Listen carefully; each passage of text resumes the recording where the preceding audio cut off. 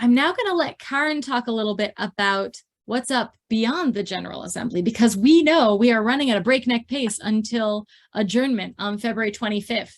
But there has to be some justice-oriented stuff to do February 26th and beyond. That's right. And I'm actually, well, I'll let Karen talk and present a bit, and then I'll put it on gallery mode so that we can all share ideas and brainstorm together.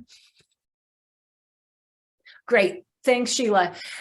So one of the things that we wanted to kind of focus on is what congregations or faith groups are already doing year-round, but then also to begin to envision what are some of the things that we could be doing to help us grow in our advocacy.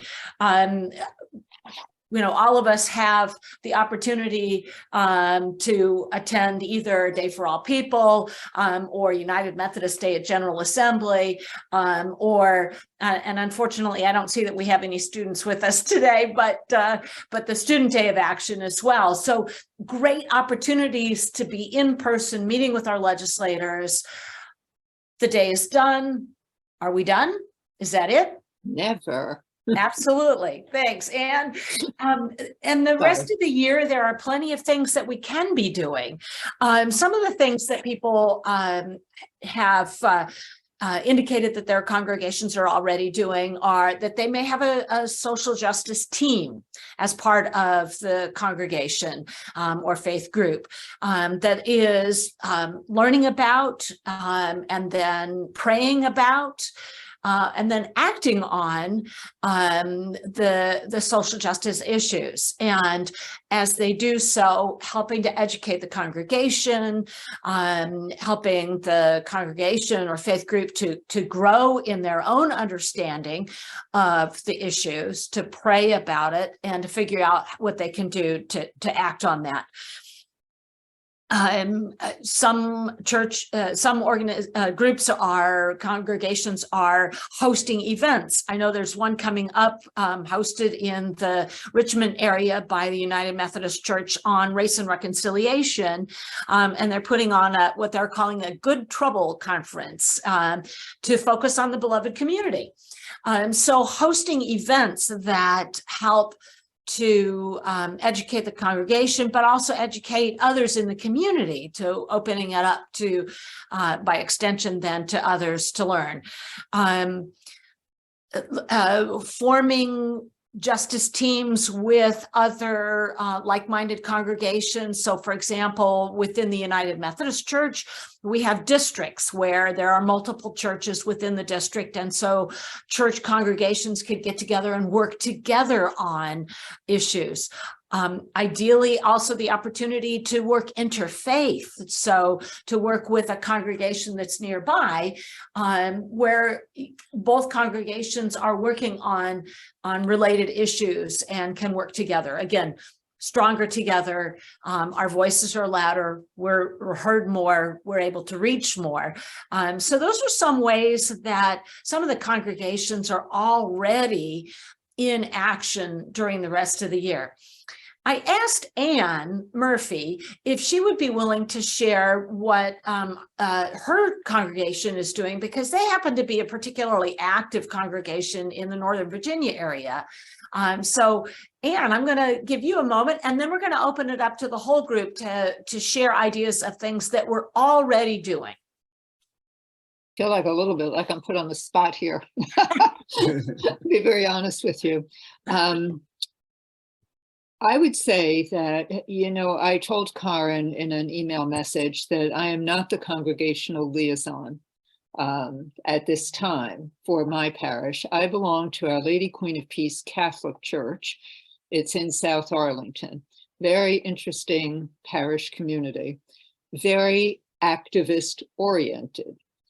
However, in the Catholic community, my hands have been a little bit tied because in our diocese, which is our Northern Virginia regional of all the parishes, there already is a state advocacy organization that operates under the direction of our Catholic bishops, the Bishop of Arlington and the Bishop of Richmond, which together constitutes the entire Commonwealth of Virginia. And so there are pretty significant limits on what we can advertise and what we can promote under the guise of the Virginia Interfaith Center for Public Policy.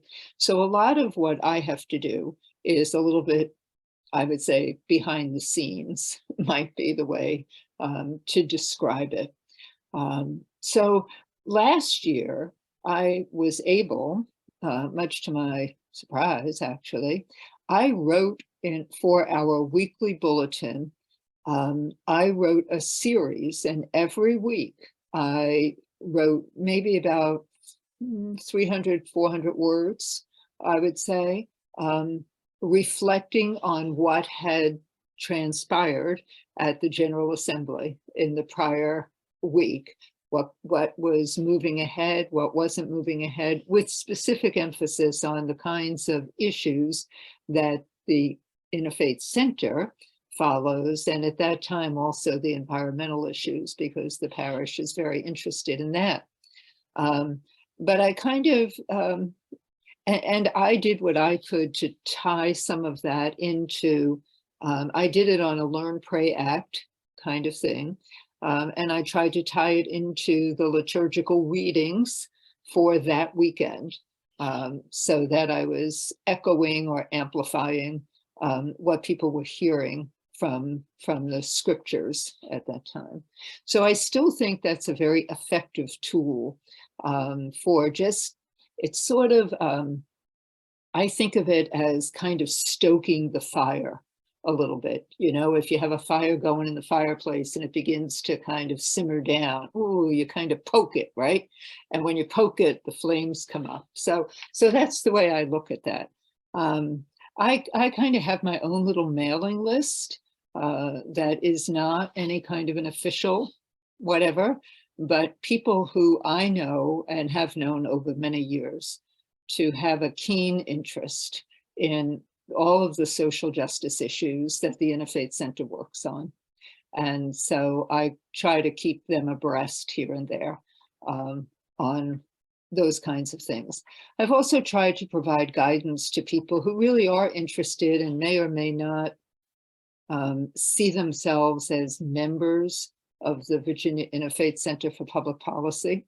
But I provide some hints about how they can create a mailing list, for example. That's my big thing. I have every state legislator, Senate and House, in my contacts on my email.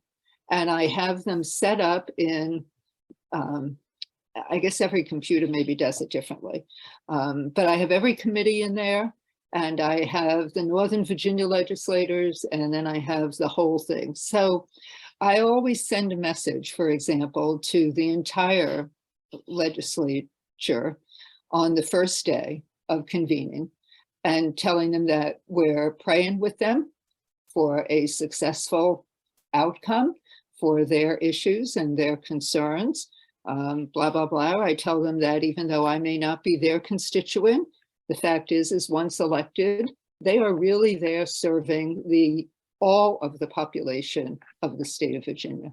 So, and I encourage other people to do the same.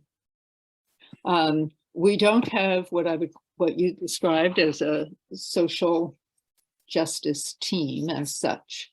I wish we did, but we don't. We have a lot of people interested in a lot of issues and doing a lot of stuff, but we don't have it very well organized in that kind of a framework. I think in the old days we did, but we don't now.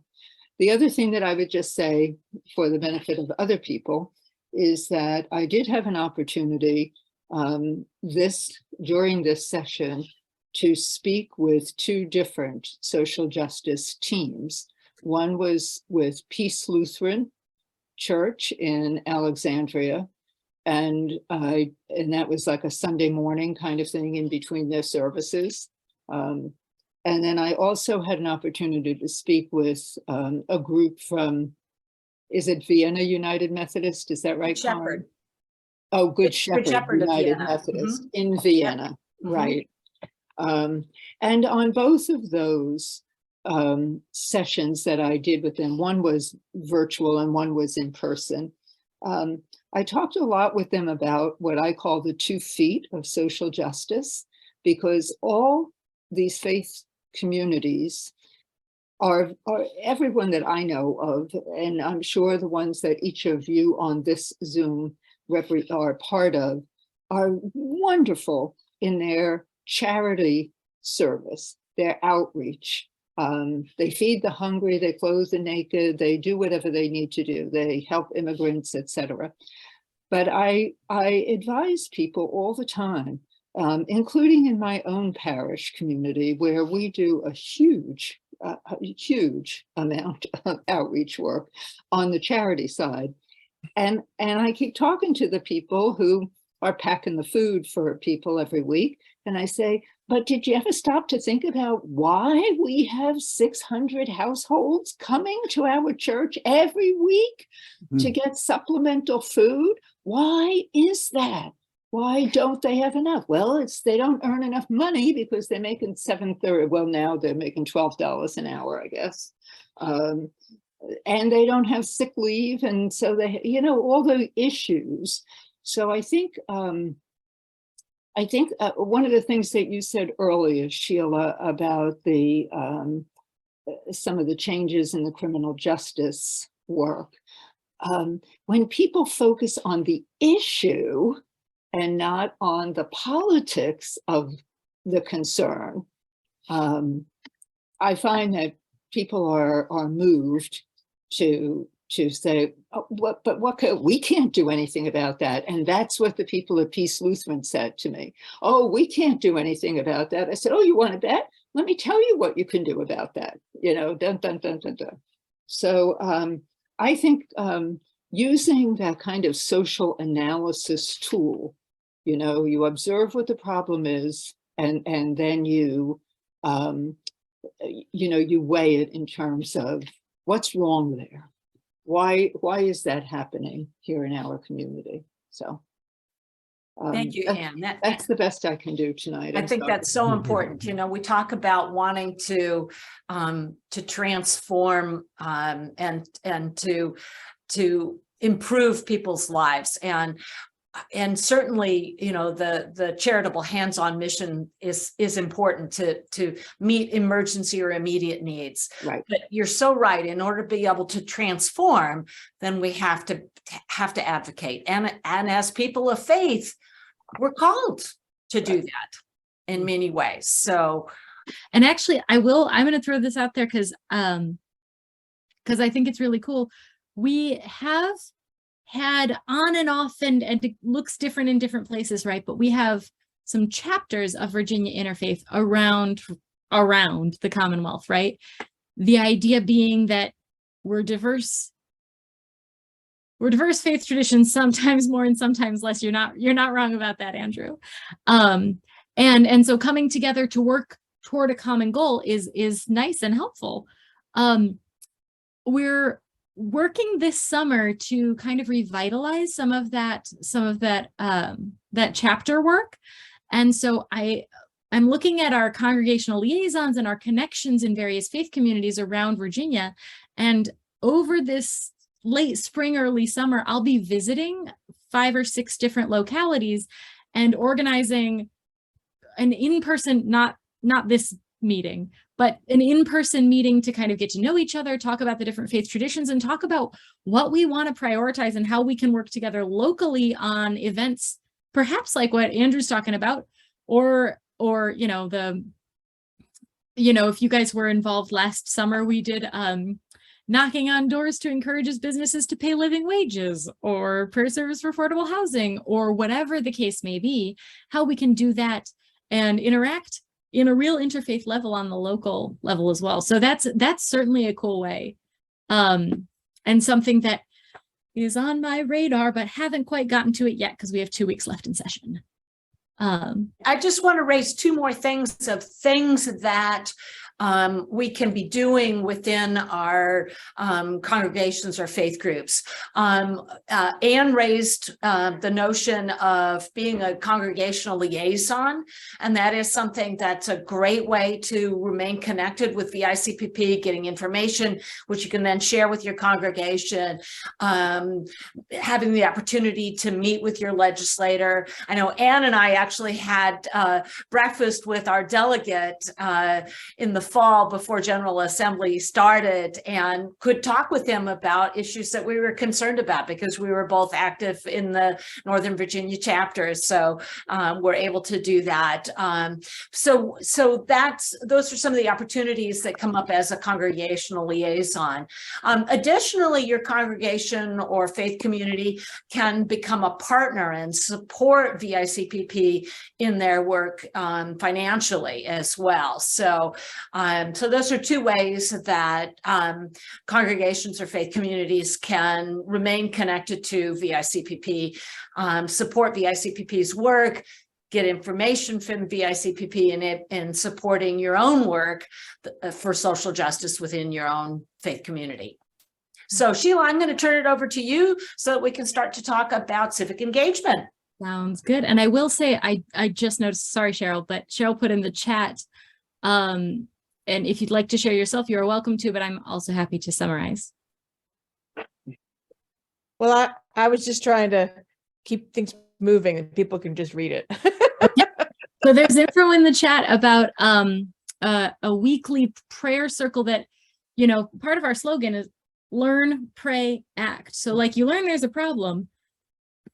We've got to eventually act on it, but there is that middle step, as several folks have mentioned, of like bringing it to your heart and to your faith to get direction about how to act. Fabulous.